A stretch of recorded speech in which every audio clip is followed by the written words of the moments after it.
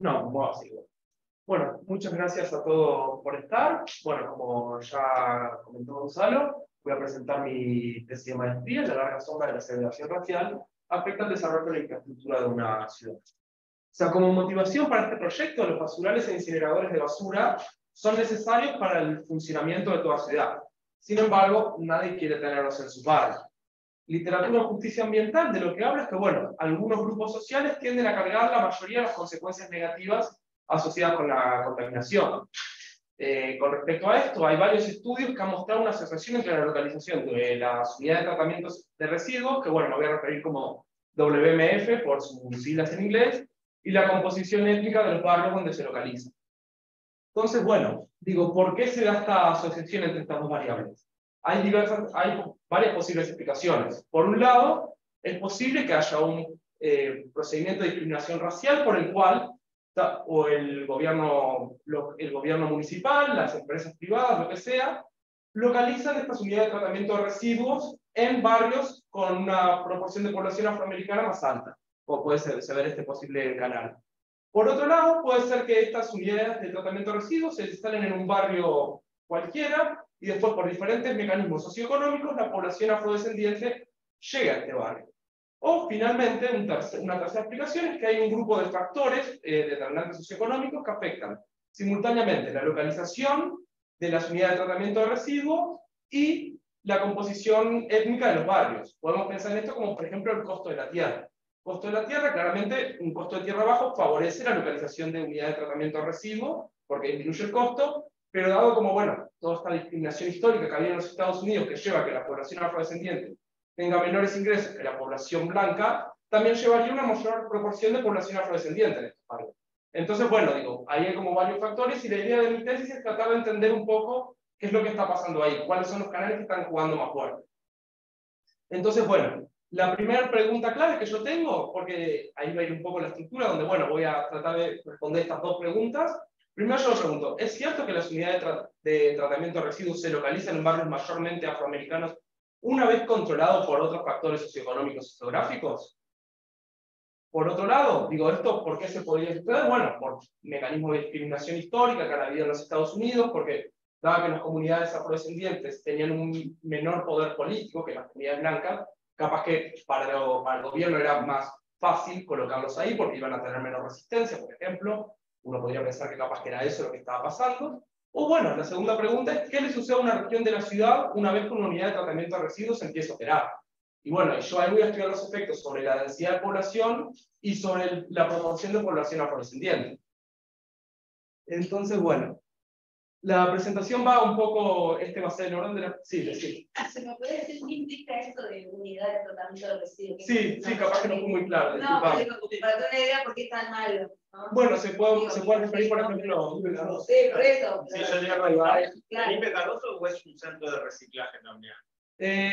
Yo acá me estoy centralizando sobre todo en basurales, Felipe Cardoso, e incineradores de basura. Estoy focalizando, pero después cuando vaya a seguir con esto tengo que ver ahí si incluyo alguna cosa más. Las unidades de reciclaje no las estoy incluyendo, porque ahora voy a comentar un poco, estoy trabajando sobre todo con datos históricos. Entonces, bueno, capaz que en la época en la que estoy trabajando no había demasiado. Esto es como una tendencia, por suerte, más moderna. En el sentido que es algo que ha llegado, pero... Y una pregunta más allá. ¿Y estos son datos de dónde? De Estados Unidos. Sí, me centré en Estados Unidos porque es donde tengo mayor disponibilidad de datos. Entonces, bueno.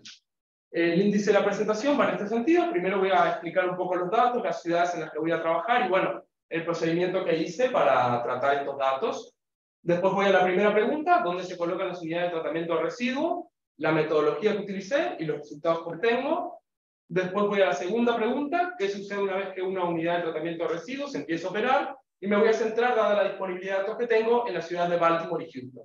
Y después, bueno, voy a las conclusiones y posibles extensiones. Entonces, bueno, yendo ahora a los datos, voy a estudiar el caso de 6 ciudades en los Estados Unidos.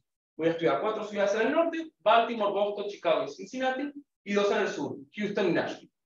Voy a utilizar datos demográficos de los censos de 1920, 1930 y 1940, y voy a utilizar mapas del Urban Transition Project, que es un proyecto de la Universidad de Brown, que básicamente tipo, construyó como representaciones de los mapas de esta y más ciudades, en épocas como bastante lejanas, como puede ser el 1920 y 1930.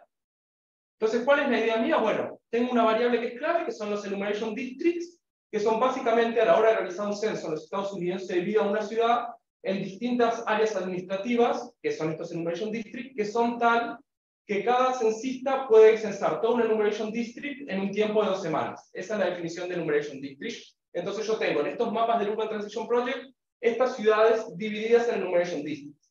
Esta variable también se encuentra disponible en el censo, por lo tanto puedo ubicar a todos los individuos del censo en el espacio geográfico de estas ciudades utilizando el enumeration district. Y después, voy a utilizar información sobre las unidades de tratamiento de residuos hasta el año 2000, construidos hasta el año 2000. Sin embargo, acá hay un problema que es clave, que los enumeration districts no son comparables entre censos. Acá muestro el caso de Baltimore en 1920 y 1930. El enumeration district 1 en 1920 es distinto que el enumeration district 1 en 1930. Entonces no tengo unidades de análisis que son estables en el tiempo y se me complica un poco la comparación intertemporal. Entonces, ¿cómo soluciono este problema?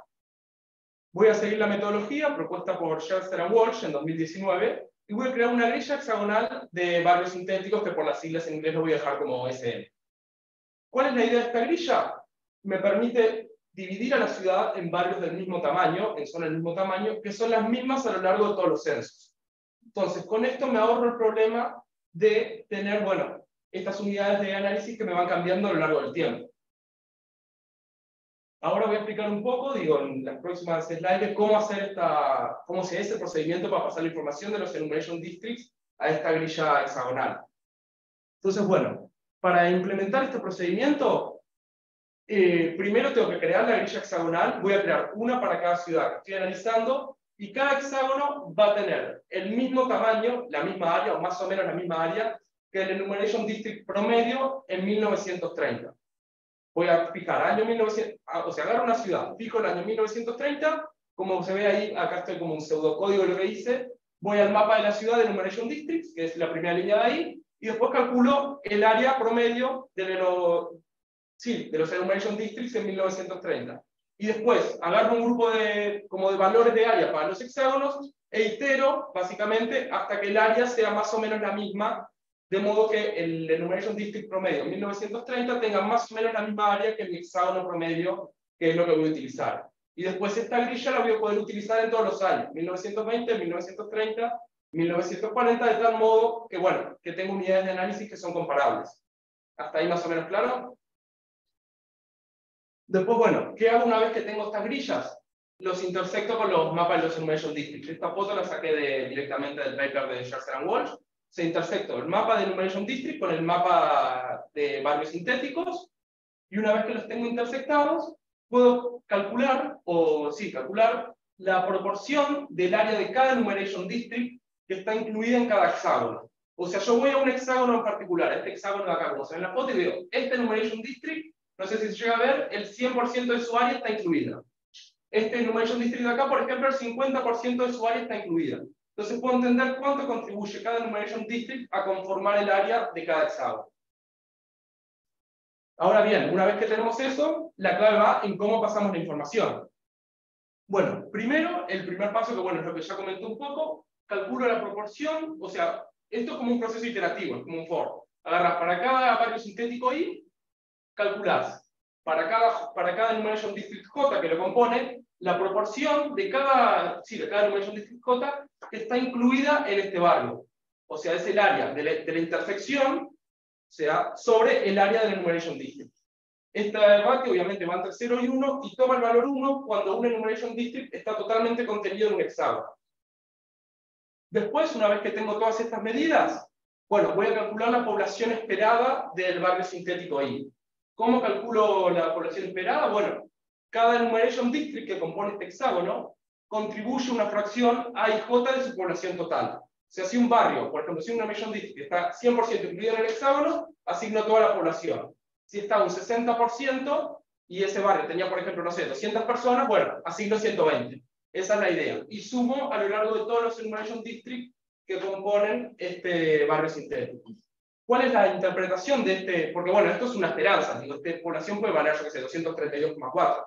Es una esperanza. Bueno, esto se interpreta como el valor esperado de la población del barrio sintético I, bajo el supuesto de que la población está distribuida uniformemente en el espacio geográfico de los enumeration district J. Porque lo que hago es, si estaba el 60% incluido, asigno el 60%, pero capaz que justo tuve la mala suerte que toda la población está en el otro 40%. Pero bueno, dado que esta es la medida más granular de información que yo tengo, es lo mejor que yo puedo hacer y digo, me parece que es un supuesto bastante razonable y estándar. Así que bueno, eso no me genera mucha inquietud. Y después, por último, bueno, el resto de las características socioeconómicas del barrio, como puede ser, yo qué sé, el porcentaje de población de distintas minorías, puede ser también, no sé, el índice de desempleo, lo que sea, la cantidad de poblaciones con ciertas características de interés, las calculo como un promedio ponderado, donde a cada enumeration district lo pondero por su contribución de cada enumeration district a la población total. O sea, cuánto contribuye el enumeration district J en términos de población sobre el total de toda la población del barrio sintético, del hexágono. Entonces, bueno, a partir de ahí, una vez que realizo este procedimiento, que tengo el código en R, digo, si a alguno le interesa, lo puedo pasar sin ningún tipo de problema, puedo pasar la información. Arranco con los datos del censo, que marchó en el mapa del enumeration district, y paso al mapa de hexágonos. Entonces tengo unidades de análisis que son estables. Y digo, bueno, me facilita muchísimo la comparación. Ahora voy a ir a la primera pregunta. ¿Dónde se colocan las unidades de tratamiento de residuos?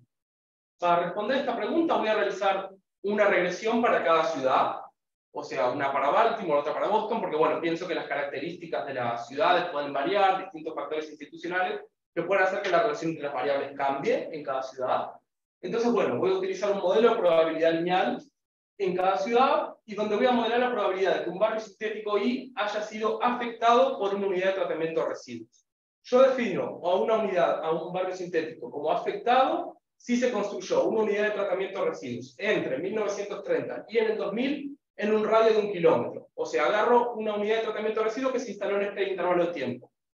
La pongo en el mapa, hago un círculo de radio de 1 kilómetro, y todos los hexágonos que sean tocados por ese círculo van como afectados. Esos son los que yo defino como afectados. Eso es algo que es estándar en esta literatura. Digo, la medida de 1 kilómetro es un poco arbitraria, pero digo, en papers que yo he leído se usa a veces 1 milla, 1/4 de milla. Es como, bueno, una forma bastante estándar de tratar este problema, de definir como, bueno, qué es un barrio que está afectado y qué no. Y bueno, y después, siguiendo con mi identificación, acá hay un factor que es clave para mi identificación, es que tengo efectos picos de área, que van a venir dados por la variable WORD.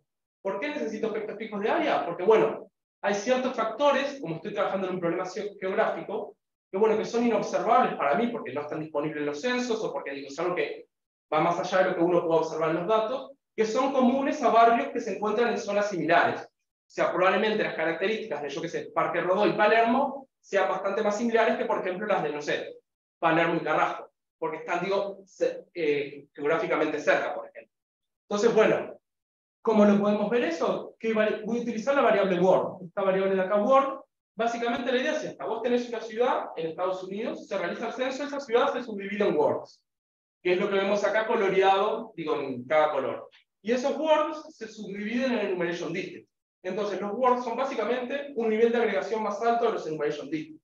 Entonces, según mi criterio, digo, parece ser una manera razonable de decir, bueno, probablemente los enumeration district que estén en el mismo word compartan alguna característica similar, y parte de esos factores inobservables los pueda capturar utilizando efectos fijos de esta variable.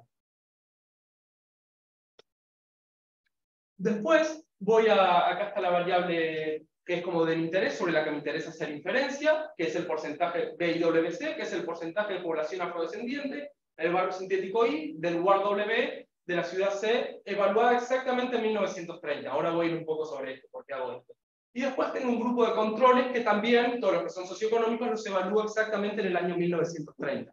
Tengo la suerte de tener una gran disponibilidad de controles, tanto socioeconómicos como geográficos, que me permiten tratar de capturar, digo, un poco todo, o casi todos los factores relevantes que pueden haber en estos barrios. Tengo, por ejemplo, esto me queda en inglés, pero digo, tengo el valor de la propiedad, la cantidad de desempleados, un índice como de desarrollo socioeconómico, en qué industria trabaja la gente, tengo también la densidad de población, algunos factores geográficos, como bueno, la elevación promedio, la presencia de lagos, de ríos, etc.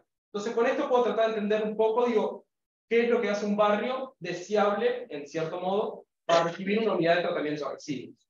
Y lo voy a incorporar en mi modelo. Ahora bien, lo que yo estoy haciendo es evalúo tanto la variable de tratamiento como los controles en 1930 y utilizo unidades de tratamiento de residuos instaladas post 1930, o sea, de 1930 al 2000. ¿Cuál es mi criterio detrás de esto? Bueno, principalmente evitar un problema de causalidad inversa, que la estimación de los parámetros se me ve un poco nublada, porque en realidad, como yo había explicado al principio, esta asociación que se ve entre las variables puede ser o porque se colocan los barrios en población se colocan, perdón, las unidades de tratamiento de residuos en barrios de población afrodescendiente, o puede ser que se dé en el otro camino también. Entonces, si yo evalúo, por ejemplo, estas variables en 1950 contra unidad de tratamiento de residuos en 1930, es muy fácil que me diga, tenés claramente un problema de causalidad inversa. De esta manera me lo ahorro, porque es muy complicado que alguien me pueda decir, pero para la composición racial en 1900, la composición racial sí, en 1930 se ve afectada por una unidad de tratamiento de residuos que se instaló en 1960. Entonces ese problema como que me lo ahorro, y también evalúo todos en un solo año, porque bueno, quiero hacer una regresión por ciudad. Entonces tengo que estandarizar y decir, bueno, evalúo todo en el mismo periodo. ¿Hasta ahí bien? ¿O digo, hay alguna duda? Sí. Sí. ¿Vos, ¿por qué todos los exámenes tienen que ser iguales? Digo, porque si vos te estás poniendo, yo lo pienso al revés el problema. Yo tengo la fábrica de, la parte esta de tratado de basura, ¿no? Y ahí pones el círculo, ¿no? Sí. Pero los que están en el borde, hay, capaz los toca pelitas, Sí. como lo pensás vos. Entonces capaz hay convienes separados en dos pedazos, entonces cada uno distinto, digamos. Porque le está dando el mismo peso a algo que apenas toca, con algo que toca mucho. Sí, sí, eso, bueno, eso es algo que es cierto. Como un mayor selectivo, digamos. Sí, hay otros papers que lo que hacen es, bueno, consideran a un hexágono o lo que sea la unidad que usen como afectado si el círculo cubre más del 50% del área del hexágono. Eso es otra medida, digo, y es cierto que en realidad tiene un punto válido, pero ahí me parece que siempre tenés que meter como hay un poco de arbitrariedad, porque incluso si metes el 50%, capaz que tenés uno que está 48% cubierto. No, pero yo lo que digo es que en el borde, con hexágonos tipo. Y en el borde cambió los hexágonos por hexágonos más chiquitos. Separados. ¿Por qué tienen que tener todos los hexágonos en el mismo medida? En el borde del ciudad. En el borde del círculo.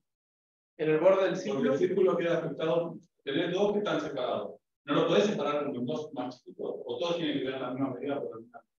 Pero tiene que ser comparables año a año. Claro. O sea, podrían tener distintos tamaños. Exacto. Lo que sí es importante que sean comparables año a año. Exacto. Pero bueno. Podés arrancar al revés, hacer el hexágono en las unidades que tenés, no que te entre todo ahí y después redefinir. Claro, sí, eso lo había visto ustedes. Me parece que eso puede. Claro, Claro. Me parece que eso puede ser bien relevante, eso no lo había pensado, sobre todo cuando se instalan en barrios más céntricos. Porque si vos te fijas, por ejemplo, acá, a ver, te muestro, acá en la periferia, por ejemplo, la ciudad acá, digo que lo parta, vos viste los chiquitos que son los hexágonos, si lo parto más chico no voy a ganar nada de información. Pero eso puede ser más relevante cuando lo hago acá adentro, por ejemplo, ese tipo de comentario, porque sí, es cierto que al agrupar todo en un hexágono, como que estoy perdiendo un poco esa sensibilidad de información que tenía ahí en el centro de la ciudad. En la periferia probablemente ese problema no sea muy grande, porque es lo que te digo, estos illumination districts son enormes en comparación con los hexágonos, pero capaz que en el centro sí es cierto que eso me puede ayudar a tratar de entender cómo refinar un poco el análisis. Tengo que ver cómo implementarlo, pero sí. No, porque yo lo veo desde la parte que yo entiendo, y habitualmente cuando uno hace cosas con un médico, lo que hace es el borde lo refina distinto. Porque es donde está el problema, donde tenés información distinta, tenés información cruzada. Entonces tenés unos hexágonos de un tamaño adentro, pero sobre el borde haces hexágonos más chiquitos.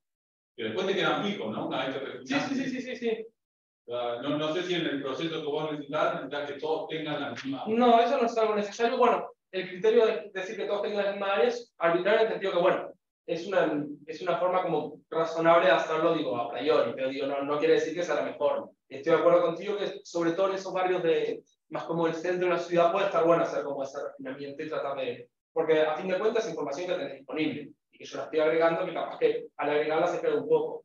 Porque en realidad hay algo que es cierto que para esta parte del análisis, yo lo estoy haciendo con los barrios sintéticos porque lo voy a precisar para la segunda, y así tengo todo, pero en realidad no preciso hacer nada de esto para la primera parte. Todo lo que expliqué los hexágonos para esta parte no lo necesito. Lo podría haber hecho perfectamente sin eso. Y digo, mi idea tipo para la tesis maestría no me dio, pero es bueno, usar uno como análisis de robustez de la otra. Usar o los hexágonos como hago el análisis directamente con esto y uso los hexágonos como robustez o viceversa. Pero sí. Sí. Cada hexágono va a tener el tamaño del enumeration, estos son los enumeration districts, calculo el promedio del área, cada hexágono va a tener la misma área que el enumeration district promedio en cada ciudad. O sea, el tamaño de los hexágonos también varía ciudad a ciudad, eso es algo que es importante porque, bueno, depende de la definición del enumeration district.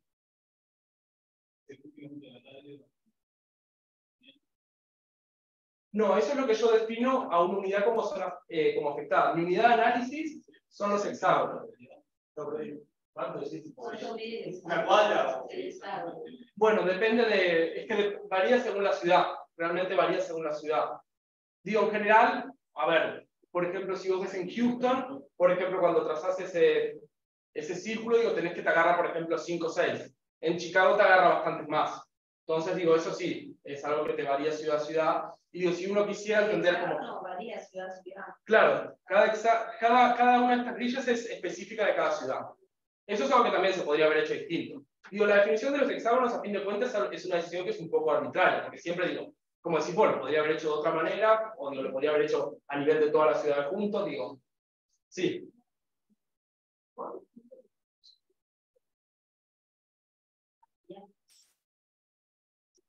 La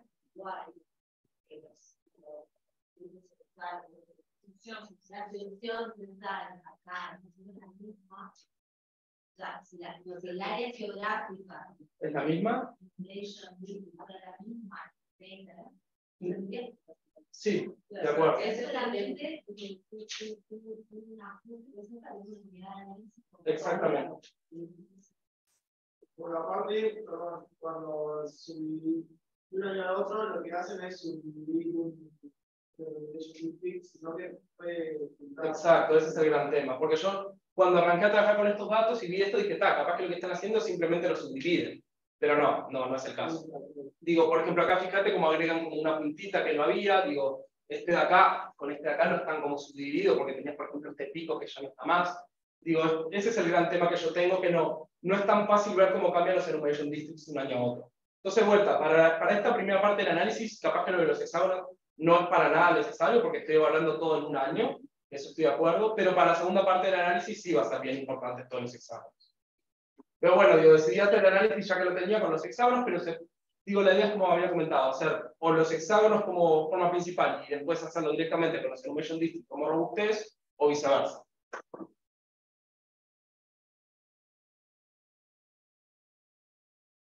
Sí que bien.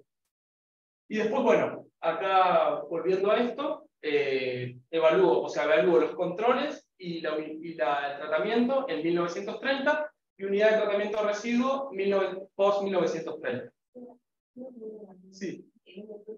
¿Incluiste alguna característica de la plata se quema, si largo olor, si es hipotérmico, si cosas de ese tipo? No. Porque en realidad puede ser diferente, o sea, si largo un olor horrible. Esa época está bien. ¿Qué tamaño? Si grandes y chiquitas. No, pero eso es cierto, porque hay otros estudios que lo que hacen es, en vez de fijarse en la planta per se, se fijan en la cantidad de polución que genera la planta. Y esa es como la unidad de medida que utilizan. Bueno, ven, por ejemplo, hay un estudio que veía cómo la gente decide ubicarse en un barrio o no, de acuerdo a la cantidad de polución que hay. Entonces, bueno, ahí era como bien importante eso, es de tener la medida exacta de la cantidad que se produce. Yo acá lo simplifiqué y dije, bueno, lo quiero hacer como 1-0, para hacerlo como un poco más fácil. Pero sí, es cierto que es bien relevante eso. Y después, bueno, yo acá lo que voy a asumir es que las funciones estas H y G, que implican que describen la forma funcional en que entra el tratamiento, y los controles, son funciones que son desconocidas y potencialmente complicadas. Yo, por el momento, no asumo ninguna forma funcional sobre la cual entran los controles y el tratamiento. Lo que voy a hacer es, sobre el tratamiento, después voy a imponer un poco de regularidad para poder hacer inferencias sobre el parámetro, pero sobre G voy a seguir un procedimiento que voy a explicar ahora en 2 slides. Porque bueno, está el tema de, yo les mostré toda la lista de controles que tengo. Y digo, dado toda esta cantidad de controles que tengo, los efectos de área fija, voy a seguir una selección en base observable. Sin embargo, tengo potencialmente muchos controles y posibles formas funcionales. Porque bueno, un control puede entrar, capaz que uno puede decir, pero entra como logaritmo, o entra como al cuadrado, al cubo, digo. ¿Cómo hago eso? ¿Cómo elijo qué controles entran, cuáles no en cada ciudad y qué forma funcional? Capaz que la primera cosa que por lo menos a mí se me vino a la cabeza es, hago un lazo. Digo, tengo todos estos controles, los meto ahí, lazo, me quedo con los que me sirven y después hago mínimos cuadrados. Pero ese procedimiento no es adecuado cuando lo que uno quiere hacer es realizar inferencias sobre el valor de un parámetro. O sea, porque el objetivo acá que yo tengo no es hacer predicción, mi objetivo es realizar inferencias acerca del valor del parámetro asociado a la proporción de población afrodescendiente. Entonces, para resolver esto voy a seguir la metodología propuesta por Belloni en 2012 y voy a partir de acá voy a explicar más o menos lo que hacen en el paper. Pero básicamente esta metodología me va a permitir elegir para cada ciudad los controles de manera óptima en términos de mejorar al máximo posible la estimación de un parámetro de interés, cuando el objetivo es realizar inferencias de la predicción. O sea, arranco de un modelo parcialmente lineal, voy a omitir el subíndice W y Z por simplicidad, donde, bueno, tengo una variable de tratamiento, una variable de respuesta, perdón, Y, que, bueno, en este caso la localización de unidad de tratamiento de residuos, una variable de tratamiento que entra de manera lineal en los parámetros, no necesariamente lineal, pero lineal en los parámetros, y después tengo ¿cómo se llama esto? Los controles que entran de una forma potencialmente no lineal y que yo no hago ningún supuesto sobre eso, y bueno, en término de error, y asumo independencia condicional. Y después, bueno, tengo que también la variable de tratamiento es una función de los controles más un término de error, que es algo que es más o menos razonable, que era lo que explicaba al principio. Capaz que el porcentaje de población afrodescendiente está determinado, por ejemplo, por el valor de la tierra, que es uno de los controles que yo voy a utilizar. Entonces digo, parto este es como mi modelo de base, donde, bueno, beta es el parámetro sobre el que voy a querer realizar inferencia, tengo estos términos de error, y bueno, y G y M son funciones que son desconocidas y potencialmente complicadas. Entonces, ¿qué es lo que voy a hacer? ¿Qué hacemos con estas funciones?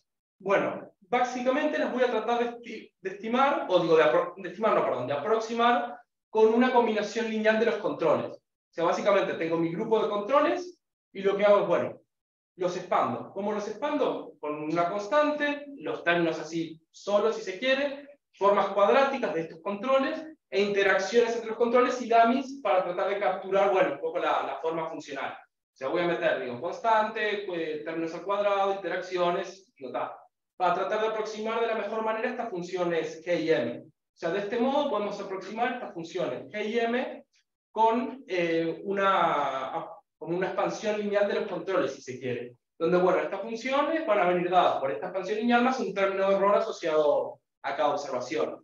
Estas aproximaciones van a ser útiles si, bajo el supuesto de dispersión, que básicamente lo que me dice es que, bueno, digo, en resumidas cuentas, que estas aproximaciones andan más o menos bien con muchos de estos titas que son 0 o muy cerquita de 0. Si yo tengo eso, este procedimiento funciona bien. Esta es la idea detrás del paper que estoy siguiendo.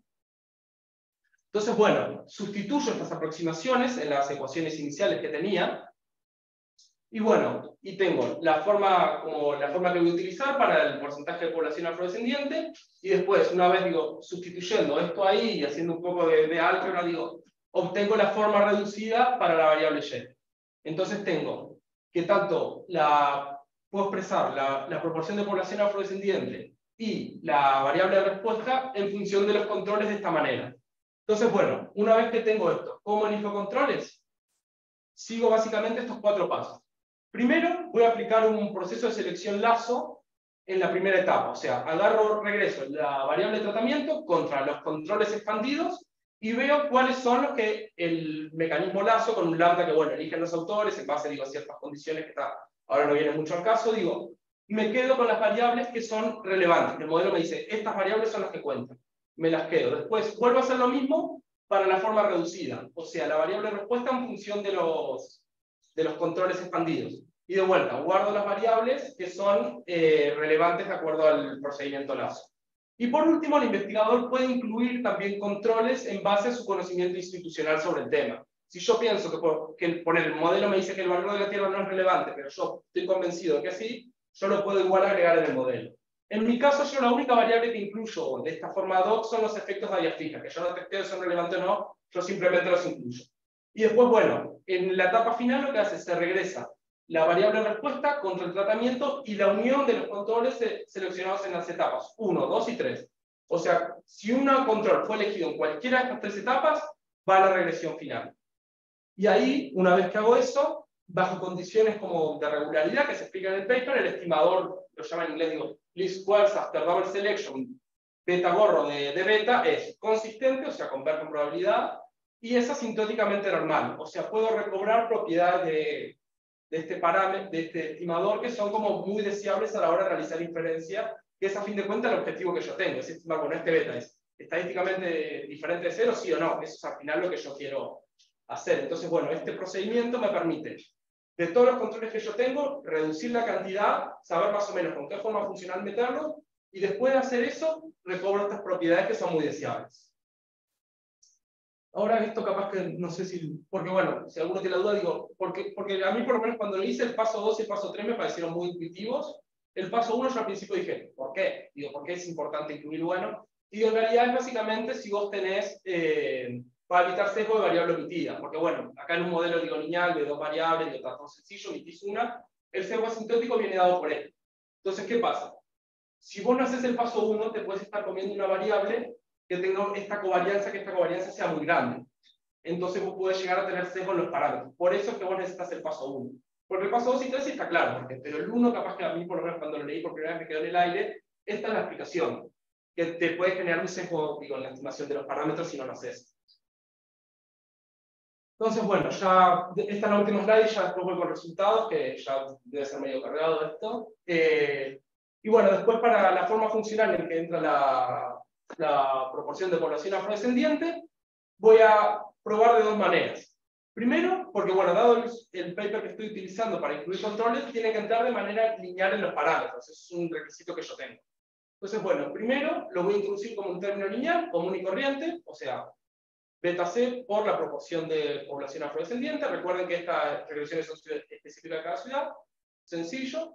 Y después lo que hago es trato de damificar el espacio de esta variable con el fin de tratar de captar como un poco, bueno, alguna relación no lineal entre las variables. Entonces, bueno, básicamente divido el porcentaje de población afrodescendiente en estas 4 categorías, donde, bueno, esta sería muy poca población afrodescendiente, más o menos, un poco más y mucho, digo, ¿está? Obviamente excluyo la primera categoría para evitar problemas de multicolinialidad exacta, y esta sería la segunda especificación que yo hago. Entonces, bueno, yendo a los resultados, ¿qué nos da la primera especificación? No nos muestra demasiado en realidad. Nos muestra que, algo que me olvidé de comentar, digo, si la hipótesis que yo mencioné al principio sería cierta, que hay como un proceso de discriminación, yo debería esperar que estos betas sean positivos. Sin embargo, cuando voy al primer modelo, no es lo que estoy encontrando. Encuentro que la mayoría de los coeficientes son no estadísticamente significativos, e incluso el que encuentro va en la dirección un poco contraria a la esperada. Pero sin embargo, al ver que tipo, la mayoría de estos coeficientes no son significativos, eso ya te está indicando que, bueno, o capaz que no hay una relación, o capaz que también puede ser que este modelo no sea el adecuado, y que una relación así tan lineal entre la variable de respuesta y la variable de tratamiento no sea la forma funcional adecuada. Es un poco lo que vemos cuando permitimos como un poco más de flexibilidad en estos parámetros y la metemos como dummy. Acá lo que se ve como un patrón más general es como una relación tipo U invertida entre la variable Y y la variable B, una vez incluidos todos los controles en el procedimiento. Entonces, bueno, vemos que, por ejemplo, para Houston y Cincinnati, que en el otro modelo no encontramos como demasiado, cuando lo metíamos como un modelo así, entraba de manera muy como lineal, no encontramos nada, y acá encontramos como esta forma de U. Que, bueno, bien relevante porque, por ejemplo, lo que veíamos en Houston, que cuando veíamos el coeficiente, digo, no le daba para ser estadísticamente significativo, era porque, si bien todos estos son positivos, la relación iba así. Entonces, cuando probabas algo lineal, como que te decía, no le daba. Sin embargo, cuando probás con algo así, va mucho mejor. Entonces, bueno, acá lo que estaría indicando un poco este resultado es que en realidad una vez controlado por ingreso y todos los otros factores socioeconómicos y geográficos relevantes, la relación entre la proporción de población afrodescendiente y la localización de unidad de tratamiento de residuos como una inversa, que indica que barrios de composiciones raciales mixtas son aquellos que tenían más probabilidad de ser afectados. O sea, barrios como o muy blancos o muy afrodescendientes están como un poco más seguros, que bueno, esto es como consistente con la presencia de capaz que coaliciones como basadas en raza, en etnia, perdón, me quedo ahí en inglés, que digo, bueno, que bloquean ahí la entrada de estas unidades de tratamiento de residuos. Ahora bien, yendo un poco, ¿cómo podemos interpretar esto? Esto digo, voy a seguir este paper de Borel, donde podemos expresar la discriminación total como discriminación directa más discriminación sistémica, porque esto es algo importante, que yo ahí no encuentre un efecto tan fuerte de la proporción de población afrodescendiente, no quiere decir que no haya discriminación, sino lo que quiere decir es que mi metodología solo permite identificar discriminación directa, que básicamente entiendo por discriminación directa cuando dos individuos, en mi caso barrios sintéticos, con las mismas características, en este caso controles, son tratados de forma distinta en base a su etnia. O sea, básicamente eso es lo que yo estoy testeando. Básicamente es una vez que controlo por ingreso, características sociodemográficas, características geográficas. ¿Hay diferencias si valió la etnia? Sí o no. No encuentro como demasiado, pero eso es discriminación directa. Yo no puedo decir nada sobre discriminación sistémica, que es básicamente cuando se incluye los efectos de discriminación pasada sobre los controles. Un ejemplo sobre esto bien claro es, imagínense que el único determinante de esta localización es el costo de la tierra. Absolutamente el único, que una vez que controlas por eso, todas las otras variables no sirven para nada. En un modelo como el que yo planteé anteriormente, la proporción de población afrodescendiente tendría un beta de 0 y obviamente me haría, no hay discriminación directa. Sin embargo, eso no quiere decir que no haya discriminación. ¿Por qué? Porque ¿quiénes son los que viven en barrios con un costo de tierra menor? Bueno, la población afrodescendiente en general en promedio. ¿Por qué? Porque dada la discriminación que hubo en el pasado, tienen un menor nivel de ingresos en promedio que la población blanca, y bueno, y eso es como les juega en contra y los hace estar en esa situación. O sea, yo con mi metodología solo estoy testeando discriminación directa, pero no quiere decir que no haya discriminación en general. Puede haber perfectamente discriminación sistémica. Y bueno, es un poco, esto me lo voy a saltear, pero sí. O sea, ¿solo te concentraste en afrodescendientes? Porque, por ejemplo, no sé, la población latina, que está como también, sí, no consideraron nada adicional. El motivo fue que en 1930 en esta ciudad tenía muy poco porcentaje de población latina. Okay. Si lo hubiera hecho con datos, por ejemplo, en 1970, me parece que ahí hubiera sido mucho más relevante. Pero incluso en varias de estas ciudades el porcentaje de población afrodescendiente también era bastante chico. De población latina o hispánica, que era a veces lo que tenía en el censo, era muy menor. Digo, mucho menor del 1%. Entonces, digo, a fin de cuentas, en algunas ciudades yo me había fijado y el barrio que tenía mayor porcentaje de población latina era un 2%. Entonces, yo voy a hablar de discriminación si hay un 2% del barrio que más hay. Entonces, como que no llegaba a ver como barrios latinos bueno, pero sí, estoy de acuerdo que sería relevante. ¿No? Digo, me parece que es un re importante y hay no, estoy de acuerdo. Bueno, mi idea en realidad para seguir con esto después es tratar de, bueno, tengo este corte en 1930 y después tratar de hacer un corte también en 1960, 70, también para ver cómo pueden llegar a cambiar las relaciones entre las variables, porque capaz que también lo que está pasando es que en el 30 no había mucha como información sobre estas unidades de tratamiento de residuos, sin embargo, como toda la gente empezó a prestarle más atención a este problema en los 70 o 80. Entonces, capaz que antes lo metían en cualquier lado porque, digo, no pensaban que fuera tan malo. Una vez que sabes que son malos, capaz que empiezas a actuar distinto. Pero bueno, eso es algo que me queda como trabajo futuro. Y bueno, y un poco sobre esto, acá les muestro para Baltimore y Nashville en 1930, tengo el porcentaje de población afrodescendiente, densidad de población, un índice de desarrollo socioeconómico y el porcentaje de casas que son tipo, que se declaran como granja, que permite, bueno, ver un poco como el desarrollo urbano en la ciudad. Y lo que vemos es que claramente, por ejemplo, en Baltimore y Nashville, los barrios que tienen mayor porcentaje de población afrodescendiente también son barrios que tienen un menor índice de desarrollo socioeconómico. Entonces ahí lo que está pasando es que esas variables están muy interrelacionadas y el modelo probablemente no puede distinguir lo que está pasando, le da un mayor peso a esta variable. Entonces digo de vuelta, esto para el que yo no haya encontrado discriminación directa no quiere decir que no haya discriminación sistémica, porque es lo que estamos viendo acá. Que en realidad estas dos variables están como muy pegadas y bueno, digo, de la manera que yo lo planteo en la metodología no lo puedo separar, pero es algo como bueno a tener en cuenta. Ahora bueno, paso a la segunda pregunta. ¿Qué sucede una vez que una unidad de tratamiento de residuos empieza a operar? La idea de esta parte es bueno, estudiar los efectos socioeconómicos, donde me voy a centrar básicamente en tres variables. Primero, en la proporción de población afrodescendiente. Segundo, en la densidad de población. Y tercero, en el desempleo, que lo uso como proxy sobre ingreso, porque bueno, esa variable no la tengo disponible en todos los años, y bueno, yo sé que no es como un proxy ideal, pero es más o menos lo mejor que pude encontrar. Como una medida de desempeño económico de la gente que vive en el barrio, básicamente. Y después, bueno, voy a seguir diferentes estrategias de acuerdo a disponibilidad, porque algo que me olvidé de comentar es que en las ciudades del sur solo tengo información de 1930 y 1940, porque en el mapa de 1920 no están disponibles, así que ese procedimiento solo puedo hacer con 2 años. Y voy a estudiar los casos de Houston y de Baltimore. O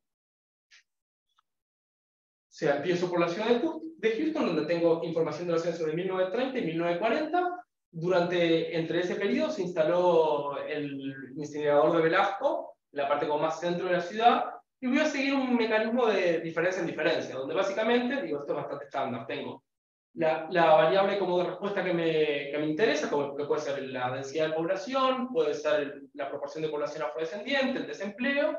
Después tengo una constante, lo de siempre, y después digo, beta 3 es el parámetro de interés, es el parámetro de diferencia y diferencia, que es lo que me estaría indicando, bueno, el efecto de esta instalación. Acá, bueno, como para tener una idea, esto es la proporción de población afrodescendiente y la densidad de población en 1930 y 1940, y bueno, podemos ver, a ojo digo que obviamente no tengo una respuesta, que bueno, si ves el porcentaje de población afrodescendiente, no hubieron demasiados cambios, pero sí hubieron algunos cambios en términos de densidad de población ahí. Entonces, bueno, ¿qué es lo que nos da la estimación? Bueno, nos da un poco lo que se podía capaz que ya incluir desde el mapa. Se da una caída estadísticamente significativa de la densidad de población tras la introducción del incinerador de basura. O sea, vemos un coeficiente, acá las variables están estandarizadas, me olvidé de comentarlo, pero digo, vemos una caída en la densidad de población en todos los barrios que se definen, me olvidé de comentarlo. De vuelta, yo defino acá las unidades como afectadas de la misma manera que en la primera parte. Agarro la unidad de tratamiento de residuos, hago el círculo y digo, todos los que caen adentro lo defino como afectados. Vemos una caída en la densidad de población, que es estadísticamente significativo el 10%, y vemos que las estimaciones puntuales para el porcentaje de población afrodescendiente y desempleo son positivas. O sea, esto, si bien no son estadísticamente significativos, van un poco en la dirección que uno capaz podría esperar a priori. Digo, se instala una unidad de tratamiento de residuos. La gente no quiere vivir ahí, se empieza a ir del barrio. Sin embargo, ¿quiénes se pueden ir más del barrio? La población que tiene mayores ingresos, que puede afrontar el costo de una mudanza, o que se puede mudar a un barrio con un costo de vivienda más caro. ¿Quién es esa población? Dada toda la estimación pasada en los Estados Unidos, la población blanca.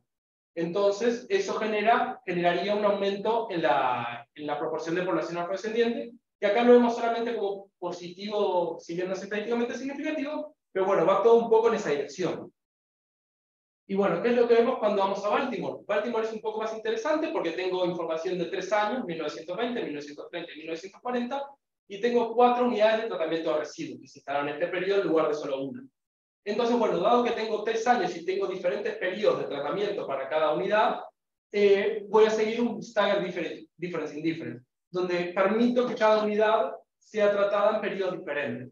Acá donde, bueno, esto es más o menos estándar, tengo efectos fijos individuales, tengo efectos fijos temporales, y bueno, y tengo estos dos coeficientes acá, donde beta T1 me explica el efecto en la variable de interés luego de un periodo de la instalación, y beta T2 me explica el efecto sobre la variable de interés luego de 2 periodos de instalación. O sea, por ejemplo, si se instaló entre 1900, un incinerador que se instala en 1925, por ejemplo, me va a afectar, va a entrar como en beta T2, por decirlo de alguna manera, a los datos de 1940, 2 periodos después. Y bueno, acá digo de vuelta, los mapas para tener un poco de idea de qué es lo que está pasando. Digo, acá ojo no se puede ver como demasiado, pero está.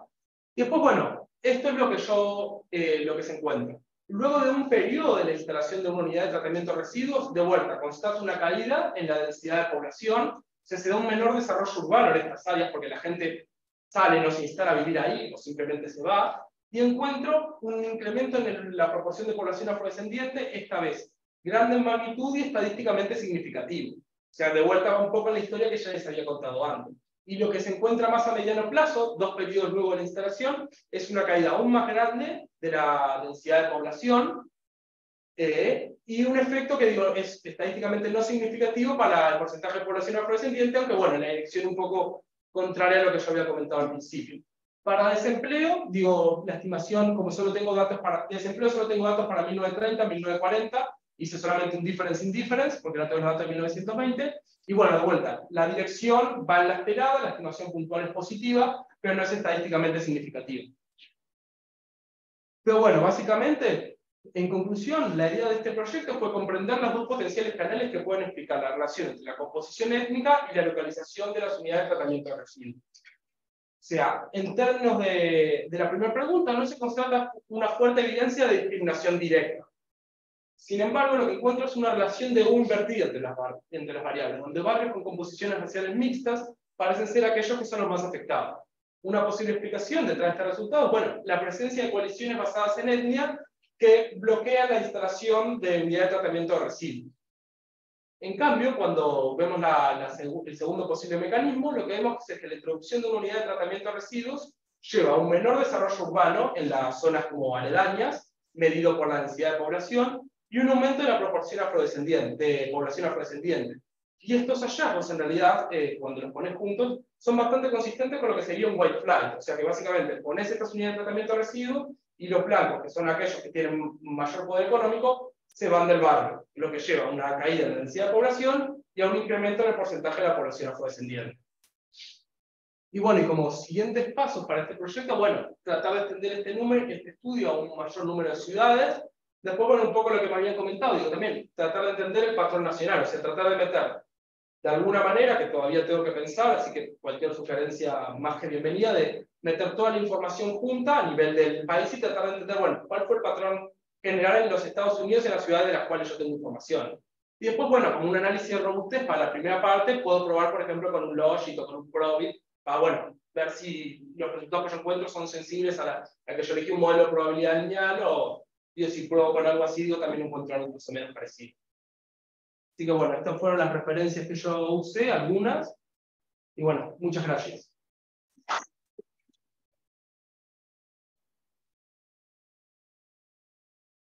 Muchas gracias, Pablo. No sé si hay más preguntas. Sí. ¿Cuál es el último año que tenías en la respuesta a la proliferación de las plantas? El año 2000. Sí, eso me olvidé de comentar. Quería explicar un poco sobre eso, se me pasó. Pero bueno, básicamente, así como expliqué por qué es importante evaluar después, tipo que tengo los datos del censo en 1930, ¿por qué evalúo después? Alguien me puede decir, pero pará, incluso aunque el gobierno o las empresas privadas sean efectivamente racistas, digo, cuando van a instalar en 1980, van a mirar la composición racial en 1980, no en 1930. ¿Cuál es la idea detrás de lo que yo estoy haciendo? Eso me olvidé de comentar, así que gracias, me viene bárbaro. Bueno, yo lo que pienso, voy un poco donde tengo acá en el apéndice, que en realidad los procesos de establecimiento de la gente, los procesos, bueno, donde la gente decide establecerse en una ciudad, digo, son el porcentaje de población afrodescendiente en cada barrio es más o menos estable. Eso es en lo que yo me estoy basando.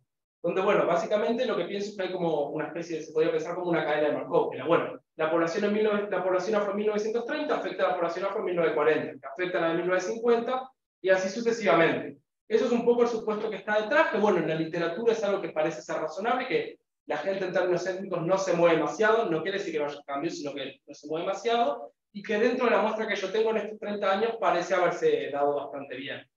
De vuelta, es un supuesto que se puede complicar y es un poco lo que, por ejemplo, me pasa en la ciudad de Chicago, que hubo ese coeficiente negativo que era básicamente un barrio donde se instalaron las universidades de tratamiento de residuos, se instalaron los 60, que eran un barrio que en 1930 era un barrio blanco, pero en los 50-60 pasó a ser un barrio afrodescendiente.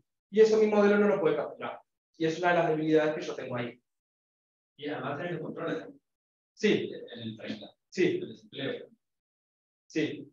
Sí, eso es una limitación, estoy de acuerdo. No, digo, ¿por qué supongo que hiciste para tener más observaciones en la respuesta, ¿no? O sea, tener más tiempo para observar más instalaciones del plan. Exacto, sí, también por eso. Bueno, quizás puedes agrupar más geográficamente y menos en el tiempo, ¿no? Agrupar ciudades, puedes usar en el borde del respectivo ciudad y mirar el 60 y mirar el 60 al 80. Sí. Eso para mí tenía un poco más de sentido. No, estoy de acuerdo. Es algo que yo quiero hacer, digo, o al menos una de mis ideas para extender esto es, digo, bueno, agarrar un corte, por ejemplo, en 1930 y evalúo hasta el 50, por decirlo. Después agarro 50, evalúo hasta el 70, y así, digo, Porque también, un poco lo que le decía Natalia, que bueno, capaz que en el 30, 40, 50 no había mucha como conciencia sobre las consecuencias negativas de esto, entonces te metían una planta y bueno, no te cambia demasiado.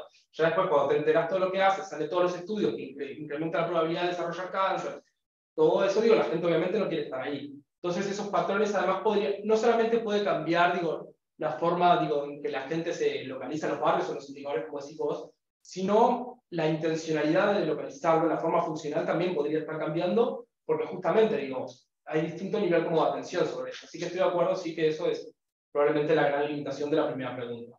Digo, y sí, estoy de acuerdo que es un problema, pero bueno, fue la manera que decidí hacerlo. ¿Alguien más? Sí. No, en una parte que la primera existe plazos para elegir un petróleo y la cantidad de controles que quedan bien distintos, ¿no? Sí. No, es una pregunta si esta literatura hizo una buena de controles que diga la establección de la que puedan anticipar, que puedan pensar en mecanismos vamos a aplicar la decisión de cómo se localiza. Nosotros ni idea de la literatura humanismo, de la decisión, pero no sé, digo porque como quedan bien distintos, capaz que no es un trabajo futuro, mirar un poco cuáles son los controles que quedan en el ciudadano. Sí, porque... ser global, ¿no? Vas a encontrar todo también está bueno de Sí, eso es cierto. Es algo que digo, hay bastante variación. En general, digo, por lo que decían en el paper, digo, tendría que ser más o menos, digo, tendría que haber una relación entre la cantidad de observaciones. Si no me equivoco, tipo P, digo, la cantidad de controles que se seleccionan era del orden de raíz cúbica de la cantidad de observaciones, más o menos. Digo, ahora no me acuerdo bien, les puedo estar diciendo cualquier cosa, después me puedo fijar en el paper. Pero bueno, si ves, por ejemplo, acá, Baltimore y Boston tienen más o menos más observaciones y hay una diferencia tremenda. Me parece que ahí lo que está pasando un poco es que, a ver si lo tengo acá. Sí, pero hay una cosa de la geografía de la ciudad que el geográfico, la cultura, Sí, yo tengo la altitud, la estoy controlando por altitud. no, pero era parte de los sectores, ¿no? Sí, sí, sí. Y digo, y bueno, y digo, yo eso lo dejo al modelo elegir. Digo, capaz que el modelo, capaz que hay una ciudad que no tiene mucha diferencia de altitud y el modelo me dice, ni la meta. No, por eso lo que digo es que hay cosas que no las podés. Que son muy de la ciudad, no son globales. Sí, por eso, bueno, a mí me queda la duda de si yo quiero meter todo en una misma bolsa y tratar de ver el patrón nacional, cómo agrupo las cosas, porque capaz que, bueno, una altitud de 300 metros en una ciudad es muy relevante porque es como el punto más alto y después todos los otros chatos, pero en una ciudad capaz que es el lugar más bajo. Entonces, ¿cómo compaginas todo eso? Eso es algo que tengo que meterle bastante cabeza. Digo, cómo tratar de meter todo en una misma bolsa. Porque las comparaciones a nivel de ciudad, digo, funcionan en términos de altitud y esas cosas funcionan más o menos bien. Ya después... Pero sí, respecto a por qué, por ejemplo, en Boston pueden ser tan pocas, a mí lo que se me ocurre es que en la primera etapa en Boston, déjame ver si lo tengo por acá, no hay como mucho, que era un poco lo que también le decía Natalia, fíjate como Boston es una ciudad que en estos años es bastante homogénea en términos de población blanca o afrodescendiente. Entonces digo, probablemente no hayan como muchos determinantes acá en la primera etapa. Entonces el modelo en la primera etapa me está incluyendo muy poquito y los que pesan son más en la segunda etapa. Es una hipótesis que se me ocurre que en Baltimore, por ejemplo, tenés un poco más de diversidad, si quieres. Pero está así, sin duda es algo a ver. Yo tengo una pregunta para hacerte. ¿Cuánto tiempo mediste el tiempo en que se ponen las plantas estas y la gente decidiera o pudiera moverse? Porque me imagino que dijiste en 1930, estás ahí nomás a la Gran Depresión, un año antes. Eso no pesó demasiado como para que nadie pudiera moverse. Sí, eso es algo que es cierto. No tengo forma de aislarlo, ¿no? O de tomar una época que sea un poco más neutral y que no haya un efecto económico tan pesado para la economía. Sí, eso es cierto. Vale. Sí, eso es cierto. Digo, obviamente, como viste, digo, mi metodología no lo incorpora de ninguna manera. Más que mucho se quisiera venir, pero no Exacto. Exacto, pero bueno, de vuelta, ahí es, digo, lo que está jugando también es un poco es quiénes efectivamente, a pesar de todas esas restricciones, se pudieron ir. Y eso te está contando un poco de la historia. Vos ves que digo, el porcentaje de población afrodescendiente aumentó. O sea, igual lo que estudias en medio de la crisis, lo que te está diciendo es, digo, Hay gente que se puede ir y otros que no. Quienes sí, quienes no. Es un poco lo que está contando. Pero sí, es cierto que puede ser interesante tratar de hacerlo en un periodo como más calmo. Como capaz que el que no te diera muchas variables significativas sea porque en realidad los que se pudieron ir eran muy pocos y por eso no te imaginas la diferencia entre etnias, razas. Sí, eso. Sí, es algo a ver, es cierto. Pero es que lo que yo comentaba, mi idea es tratar de incorporar algún periodo más adelante porque es como, digo, me dijiste, digo, es raro pensar, digo, que la composición, digo, la composición racial de 1930 vaya a afectar la localización de 1990. Más o menos podemos pensar que, digo, de algún modo llega ese efecto, pero sí, como bastante más débil. Entonces, bueno, estaría bueno tratar de dividir en distintos periodos y si agrupas más a nivel nacional, que tenés más observaciones, puedes ver un poco mejor lo que está pasando.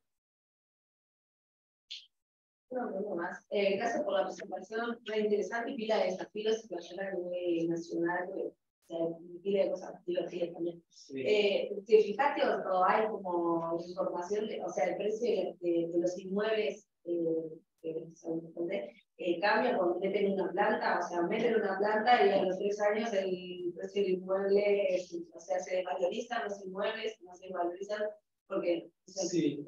Eso es algo que está como probado en la literatura y que yo no me metí porque hay gente que digo, hizo papers especialmente estudiando eso. Entonces digo, yo no lo iba a meter como una subsección de mi tesis, digo, cuando es algo que está mega recontraprobado. Entonces como que bueno, lo di por hecho. También yo tengo el tema que el costo de la vivienda, digo, el precio de la casa, en estos censos es como una variable un poco ruidosa porque tengo como bastante información faltante. Entonces digo, estoy como con un poco de cuidado con esa variable, lo que interpreto y lo que no. Una pregunta más.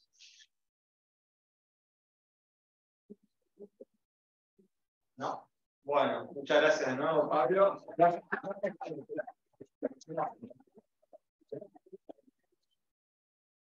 Y les repito, en 2 semanas retomamos porque tenemos la jornada la próxima semana. Control, hizo un montón de factores geográficos que no se pasan de una ciudad a otra, que eso es lo que capaz que se dispará para hacer un factor.